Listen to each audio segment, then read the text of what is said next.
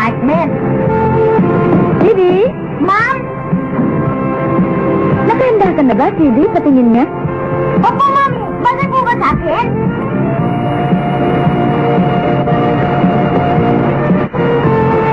Bagay na bagay. Matikit ba? Hindi po. Kasya-kasya nga eh. Mabuti naman at nagustuhan mo. Hindi ba kayo handang dalawa? Aba, ang gwapo ng anak ko. Alam mo ba na ang mami mo ang tumahingan? Opo.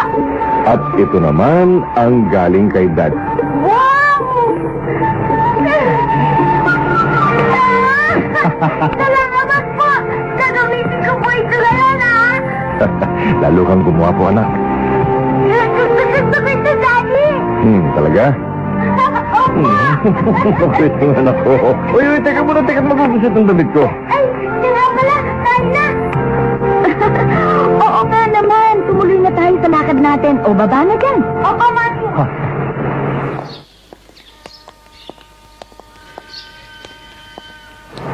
Tita Sara! Hi! Good morning po! Magandang umaga naman, Teddy. Hi, Catherine! Hello! Hindi, ang ganda-ganda ng suot mo. Good morning! Good morning, Sala. Magandang umaga din sa inyo. Mabuti na lang at tumigil ang ulan. Ang ganda-ganda ng panahon ngayon. Oo nga eh. Nagtitiis tayo ng makagandang mga damit. Linggo na magsisimba tayo at magandang panahon katulad ngayon. Bakit kanya ang boses mo ngayon, Catherine? Hindi bakit? Lika nga. Susunod, huwag kang magsasalita ng ganyan ha. Masama sa bata yun.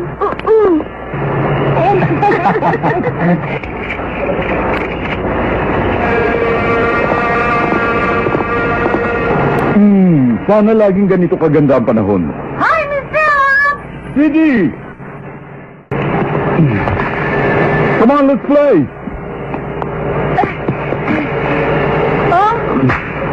Hagis mo na!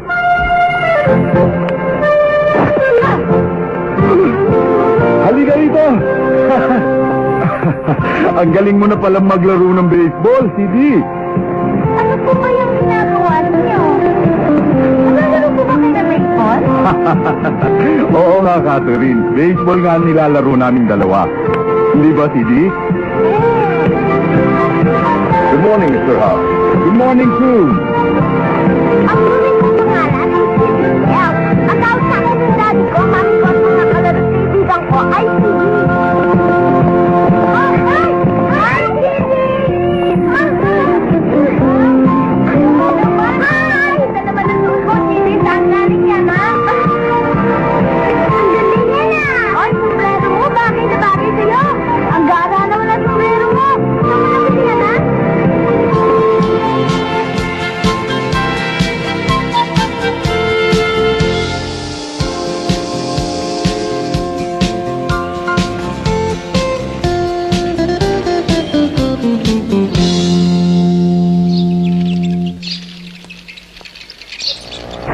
Good morning, teacher! Good morning din sa inyong lahat, mga bata. Sino ang absent sa inyo ngayong umaga? Si Eric. Bakit wala si Eric? Ano kaya nangyari? Hindi rin siya naglaro ng baseball kahapon eh. Ang alam ko, mas gusto niya maglaro ng baseball kaysa mag-aral. Baka may sakit. Baka naman hindi niya nagawa assignment niya.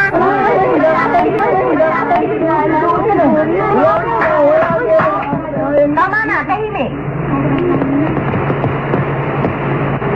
Okay, ngayon mag-aaral na tayo. Ang ating leksyon sa araw na ito ay arithmetic, addition.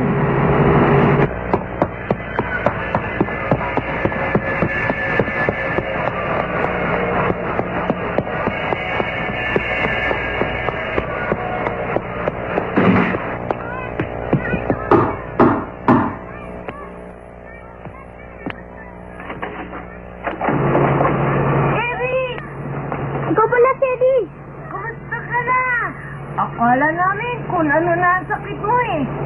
Oh, malungkot ka? Bakit?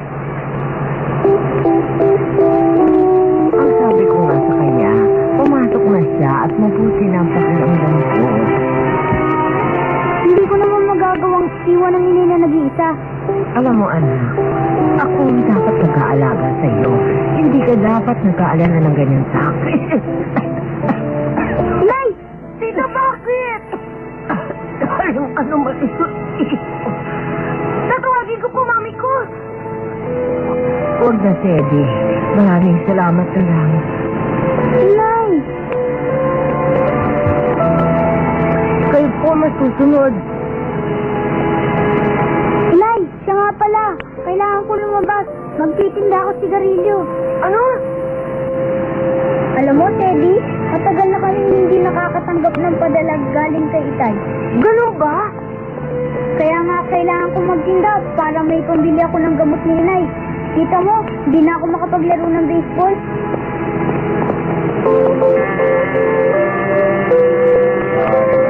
Bili na po kayo! Sigarilyo! Sigarilyo! Garilyo! Garilyo! Bili na kayo! Bili na kayo sigarilyo! Bili na kayo! Bili na kayo sigarilyo! Ito! Sigarilyo! Bili na kayo! Bili na kayo sigarilyo! Mama! Sigarilyo po! Bakit, iho? Wala po. Pasensya na po kayo. Okay. Ito po tayo. Sigarilyo!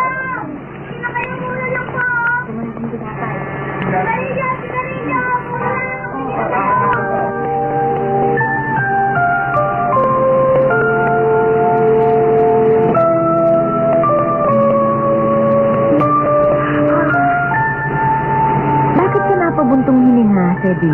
Naalala mo si Eric?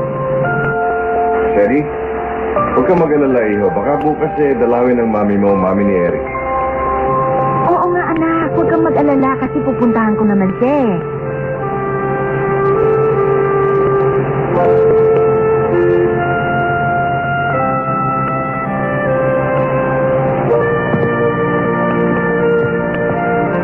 Daddy, Bakit? Ano yun, anak? pwede ko po ba tulungan si Eric? Kaya lang nahiya ako magtinda.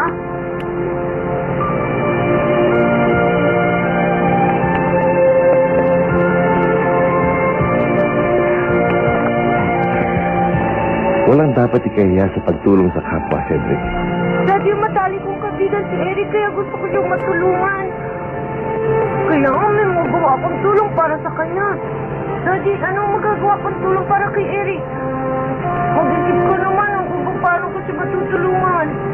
Sige na naman, Daddy, oh. Please, tulungan mo ako. O sige na, anak. Tutulungan ka ng daddy. Pero magpahinga ka na muna. Totoo, Dad? Huwag kang mag-alala, anak. Natutuwa ang daddy at mayroon kang pagpapahalaga sa isang kaibigan na katulad ni Eric. Ang magkaibigan ay dapat na nagtutulungan upang mapanatili ang magandang pagtitinginan. Alam mo, Cedric, ang pagtulong at pagdamay sa kapwa ay isang magandang pag-uugali na dapat mong dalahin at gawin kahit na sa ibang tao. Ibang taong nangangailangan ng pagdamay. Ganun pa, Dad? Oo, anak. Kaya nga nagagalak ang daddy nang malaman kung gusto mo rin siyang tulungan sa abot na iyong makakaya. Ganyan din ang tingin ng iyong mami. Kaya magpahinga ka na at pag-isipan mong mabuti ang sinabi ko sa iyo. O sige anak, manalangin ka at magpasalamat sa Diyos bago ka matulog. O kumis ka muna sa iyong mami. Tandaan mo ang sinabi ng daddy sa iyo, Cedric, ha? Magkakaibigan ay dapat nagtutulungan upang mapanatili ang magandang pagtitinginan at matagal na pagsasamahan. Okay? At tandaan mo yan?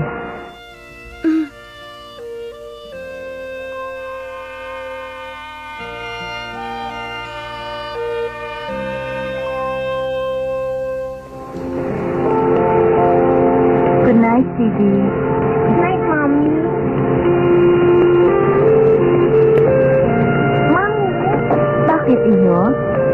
Meron kaya akong maisip na paraan para matulungan ko si Eric? Oo, sigurado ako.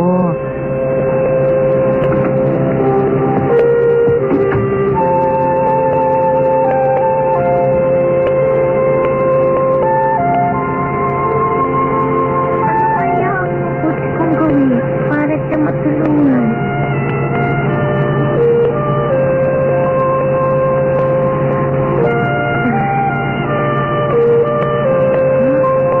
Ah! Ayun!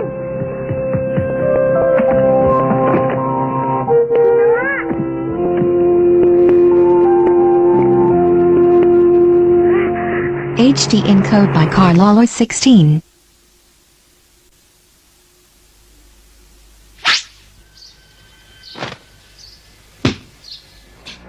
Alam mo, ang galing ko, no? Yan ang teacher. Yabang mo naman. Ano bang ibig mo sabihin, Abang? Teka muna, reklamo ka kasi kagad eh. Isa ka ba, Mickey, ha? Ayoko na! Ayoko na maglaro! Ayoko na!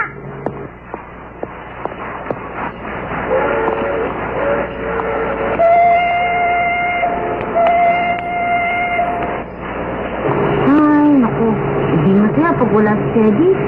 Bakit kaya nga si Teddy? Wala akong pakialam kung nasaan siya. Sana dumating na si Teddy para masaya tayo. Garillo! Dito kayo! Garillo, mura lang! Ito! Ang cute naman ng batang ito. Oo nga. Ang galing-galing pa. O bakit hindi ka bumili ng sigarilyo? Oo nga pala. Boy, bigyan mo ang sigarilyo. Opo, maraming salamat po! Boy, bigyan mo nga ako ng 5 dyan. Ako naman 3.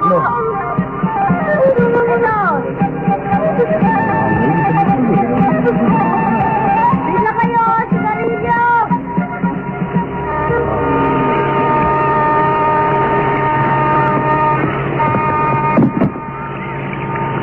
Salamat naman. Naubos na lahat ang sigarilyo. Oo nga.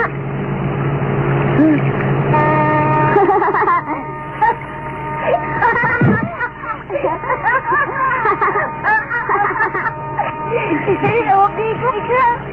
Salamat. Kundi dahil sa'yo. Basta ikaw, Eric. Salamat.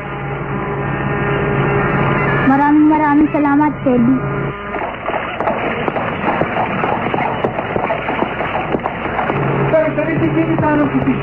Ito ang para sa'yo. Wala kaya dyan eh. Mahirap yung gagawin ko eh. Ikaw na lang bahala. Ano yun?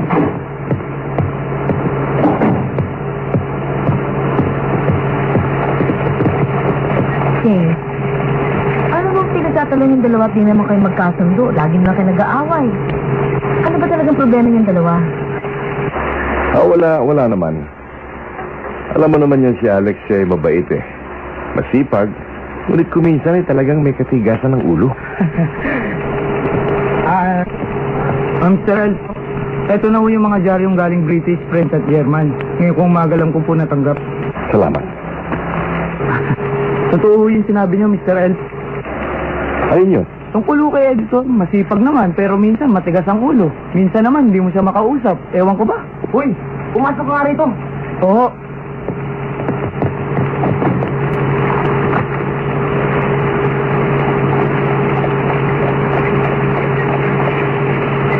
London Times na naman.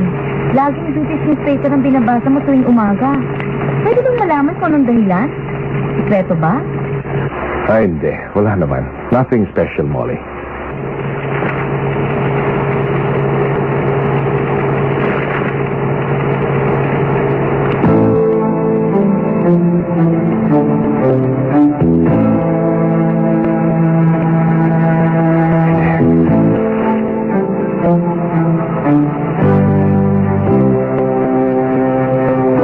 Why, Mr. F? Ano bang masamang balita ngayon? James, ano ba? Ha? Ang sabi ko, ano bang nabasa mo at bigla ka nang namutla dyan? Di ka na makakibo. Walang ano man ito. Sige, sandali lang.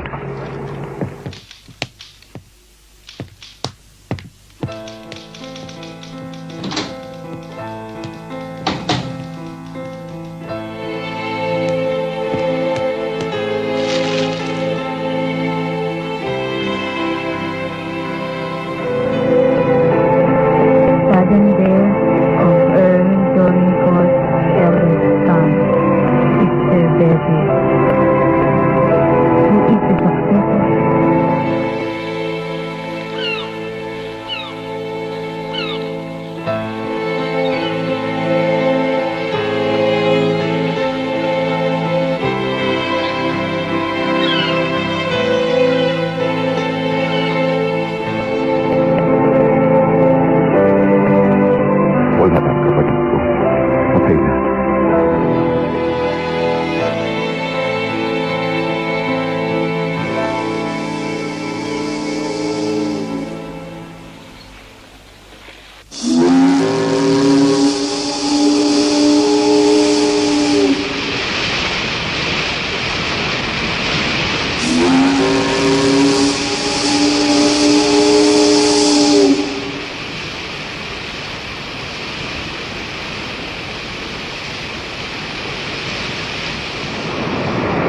Ano nga palang tawag sa rebultong yan?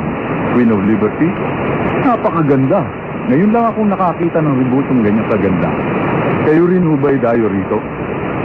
Hindi ako dayo sa lugar na ito. May hahanapin lamang akong tao. Siya si James Earl, yun ang kanyang pangalan.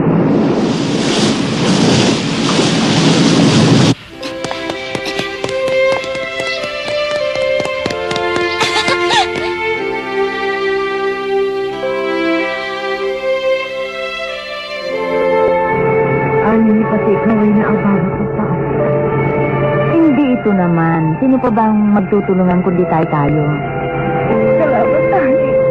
Salamat. O, ayan, tapos na. Nandito na po kami!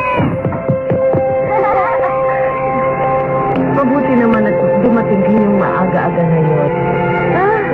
Mukhang magaling na kayo, tita. Hindi ba, Eric?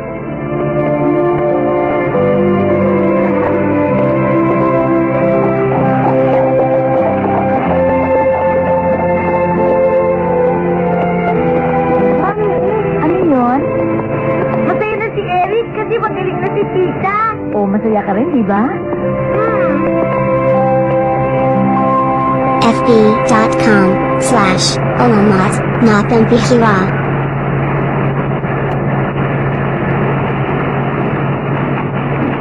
Hello? Opo, sandali lang po. Mr. James, telepono raw po. Sino raw?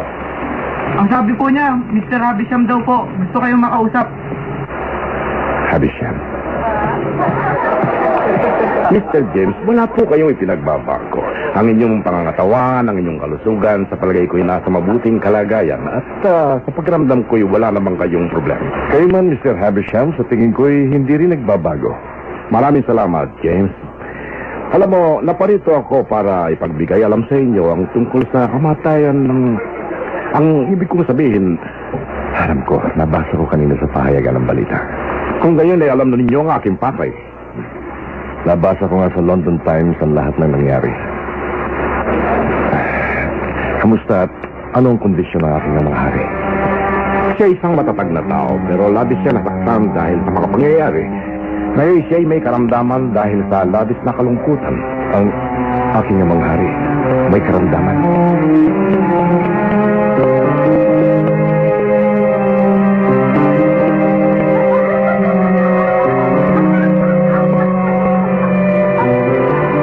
Yan ang dahilan kung bakit hiniling ng inyong ama na hanapin ko kayo at kumbinsihin na magbalik kayo sa London kahit na sa ano pamang paraan.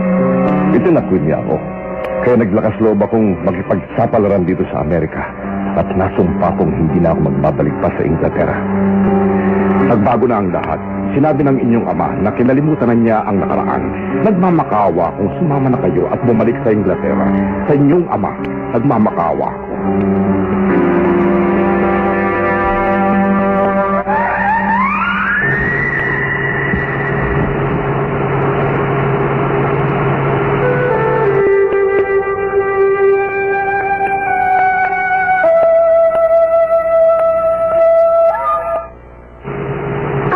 Nagkamali ako, Mami. Huwag kang magmadali. Subukan mong tugtugon uli ng marahan tulad ng dati. Sige, ulitin mo. Opo, Mami.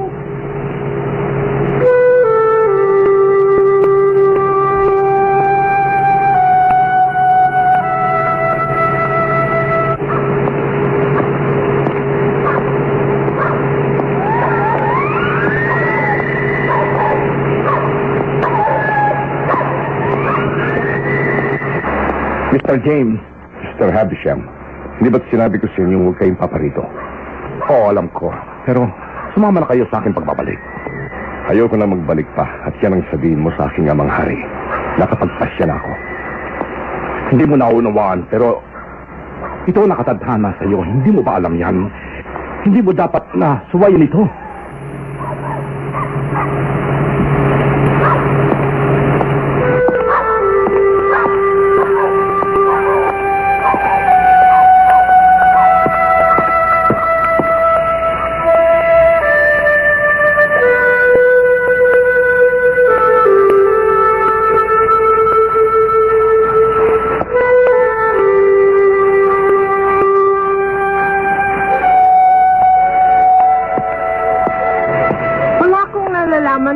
sa mga pangyayari at nangyayari sa aking ama ngayon. Ngunit alam ko may isang tao na nagtatago sa pangalang Mr. Habislam ang may alam ng kasagutan o susi ng lihim ng aking ama.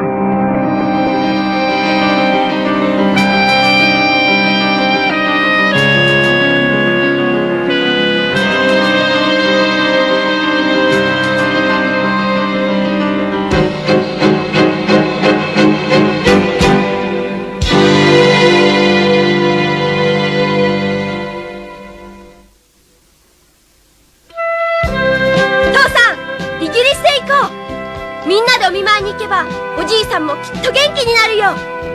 でもどんな人かな。次回、紹興酒セディ、僕におじいさんがいた。お楽しみに。